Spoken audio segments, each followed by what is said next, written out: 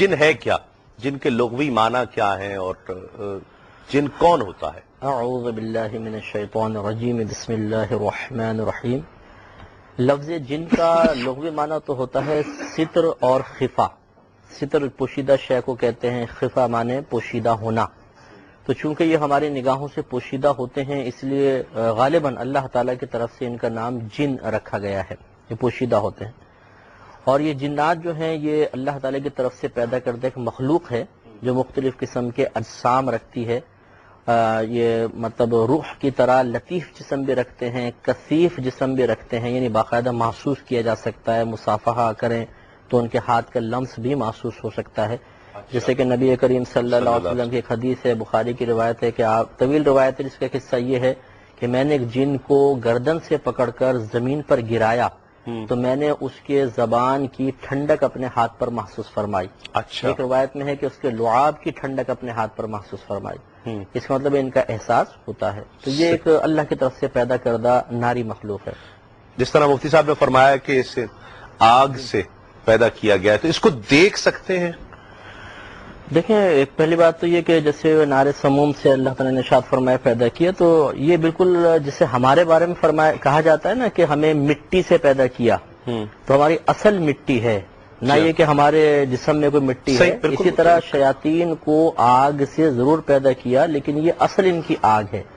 ایسا نہیں کہ ہر شیطان اگر وہ قریب آئے گا تو وہ جلا دے گا یا گرم ہوتا ہو، ایسا نہیں ہوگا۔ جیسے ابھی حدیث میں نے عرض کی کہ نبی کریم صلی اللہ علیہ وسلم نے فرمایا کہ وہ جن کا گلا دبایا تو اس کے لعاب کی ٹھنڈک میں نے اپنے ہاتھ پر محسوس کی۔ صحیح۔ تو اگر آگ ہوتا تو پھر ٹھنڈک کیسے؟ صحیح۔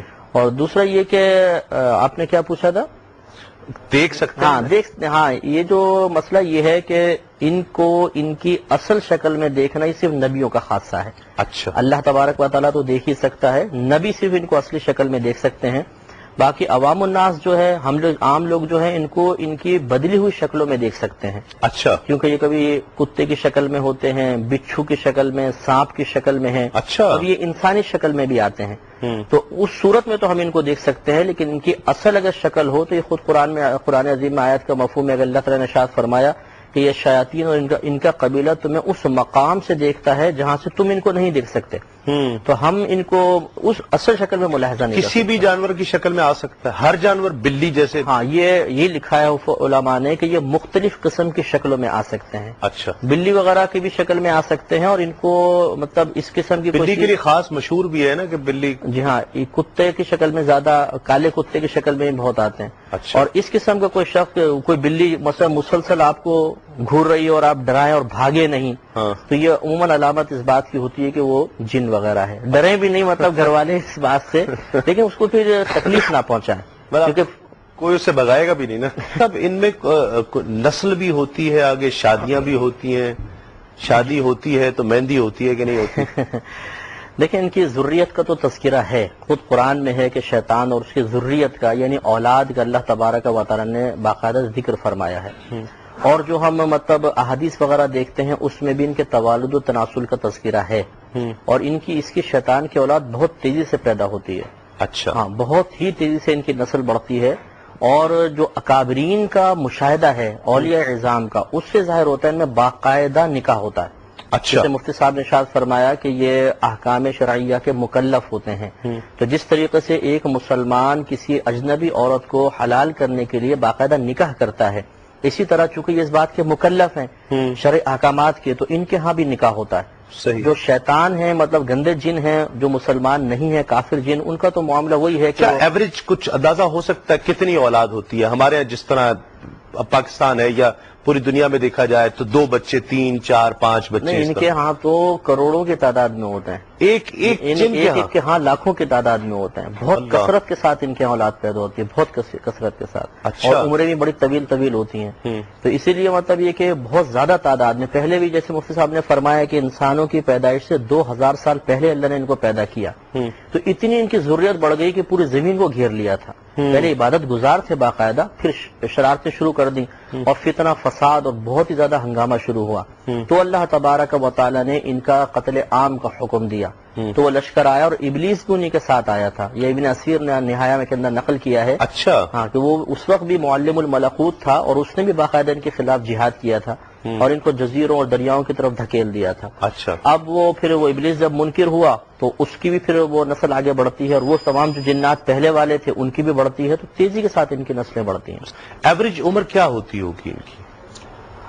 ایوریج کا تو ہم نہیں کہتے، لیکن انہوں نے اللہ تبارک و تعالیٰ سے جو درخواست پیش کی تھی اس میں لمبی عمر کے لیے بھی درخواست پیش کی تھی۔ اچھا، بعض جنات ایسے بھی ہیں جن کی عمر جو ہے وہ 2-3 ہزار سال ہے، 5-7 ہزار سال کی عمریں بھی ہیں۔ ایسے جن بھی ہیں جو نبی کریم علیہ السلام کے پاس آئے، جو پچھلے انبیاء سے ملاقات کر چکے تھے، پچھلے کئی انبیاء سے ملاقات کر چکے تھے۔ صحیح۔ اچھا، اس میں نیک بھی ہوتے ہیں یا شریر ہی ہیں، سب شرارت ہی کریں گے؟ یہ جیسے کہ مفتی صاحب نے فرمایا نا، احکام شرعیہ کے مکلف ہوتے ہیں، تو باقاعدہ چونکہ نبی کریم صلی اللہ علیہ وسلم کی روایت ہے کہ میں جن اور انسان دونوں کی طرف مبعوث فرمایا گیا ہوں، بھیجا گیا ہوں، تو لازم بات ہے کہ آپ کی دعوت جنات نے بھی قبول کی، قرآن میں بھی سورہ جن کے اندر بھی ذکر ہے، تو پھر ان کے اندر مسلمان بھی ہیں اور کفار بھی ہیں۔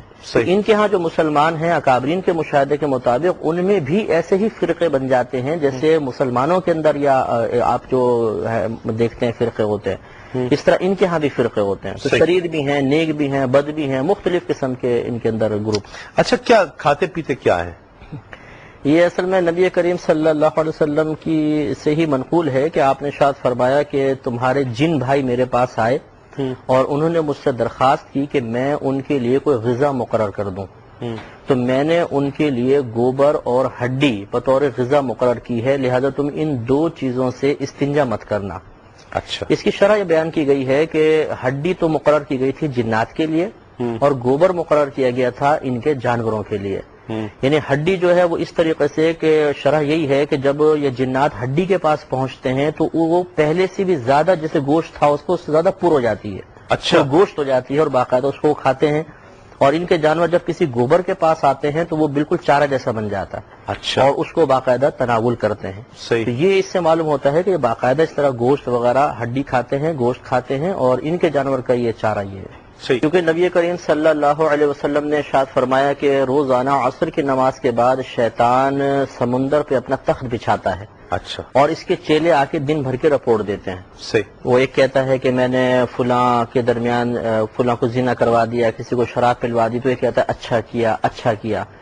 پھر دو روایتیں، ایک روایت کے مطابق ایک آ کر کہتا ہے کہ میں نے ایک میاں اور بیوی کے درمیان جدائی کروا دی، تو جوش سے کھڑا ہو جاتا ہے اور کہتا ہے کہ تو نے کام کیا، اس کو سینے سے لگاتا ہے۔ اچھا، اور ایک روایت میں ہے کہ وہ کہتا ہے کہ میں نے ایک طالب علم دین کو علم دین سے دور کر دیا، تو اس پر شیطان خوش ہو کے کھڑا ہو کے اس کو سینے سے لگاتا ہے۔ اس سے معلوم ہے کہ مناسب ہیں۔ صحیح۔ قبلہ شیطان جو ان کا بن گیا ہے، بڑا جو ابلیس ہے جس کو اپنا قبلہ باندھتے ہیں، وہ باقاعدہ ان کے درمیان مراتب مقرر کرتا ہے۔ تو ان میں بھی چونکہ نفس تو ہے، حضرت آدم علیہ السلام سے مادہ حسد کی بنا پر ہی شیطان نے سجدے سے انکار کیا تھا، صحیح۔ تو نفس ان کے اندر بھی ہے، تو باطنی برائیاں ان میں بھی ہیں۔ تو اس کا مطلب ہے جب مناسب ان میں تقسیم ہوتے ہوں گے تو یہ باہمی جنگ ان میں بھی ہوگی۔ صحیح سوالے سے انشاءاللہ مزید بہت سی باتیں کرنی ہے، بہت سی گفتگو۔ السلام علیکم۔ جن ہے کیا؟ مفتی صاحب، جن آ سکتا ہے کسی پر؟ یہ جو کہا جا رہا ہے، بہت کالرز نے بھی سوال کیے، یہ سوال اپنے ایک ٹاپک کے اس کی فلوئنسی کے طور پہ میں اٹھاتا ہوں کہ کیا جن کسی پر آ سکتا ہے؟ دیکھیں، اس کے حوالے سے یہ ہے کہ شیطان کے وساوس، جنات کے وساوس تو رگوں میں آ سکتے ہیں انسان کے جسم میں، لیکن یہ کہ خود بذات بنفس نفسی جنات آ جائے یہ نہیں ہوتا ہے۔ اس کے اثرات آتے ہیں، اور قرآن حکیم میں سورہ بقرہ کے اندر اس طرح بھی آیا ہے کہ کما یقوم الذی یتخبطہ الشیطان من المس، کہ یہ جو سود خورے ہوتے ہیں ان کے انجام کے بارے میں ذکر کیا، قیامت کے دن ایسے خپتی ہو جائیں گے جس طرح شیطان کسی کو چھو لے، شیطان کا اثر کسی پہ ہو جائے اور وہ تو اس آیت میں اشارہ تو ہے کہ یہ جنات کسی کو چھوتے ہیں تو اس سے کچھ اثرات مرتب ہوتے ہیں، لیکن یہ کہ شیطان یا جنات داخل ہو جائیں اور پھر انسان جو کہ باقاعدہ مکلف ہے، با اختیار ہے، اب اس کے اختیارات سلب ہو جائے، یہ نہیں ہوتا ہے۔ انسان میں داخل نہیں ہو سکتے، داخل نہیں ہو سکتے ہیں۔ یہ جو ہم بہت کثرت سے سنتے ہیں کہ وہ لوٹ لگاتی ہیں مزارات پہ، اس میں بہت کم ہوتا ہے کہ جینین کیس ہوتے ہیں. ایک تو نفسیاتی مسئلہ ہوتا ہے اور دوسرا بعض لوگ یہ تو باقاعدہ ایک ڈرامے کی صورت میں بھی کرتے ہیں. بہت کم ہوتا ہے کہ جینین کیس ہوتے ہیں ان کو ان کی فیملی لے کے جاتی ہیں. ایک پرومو دکھا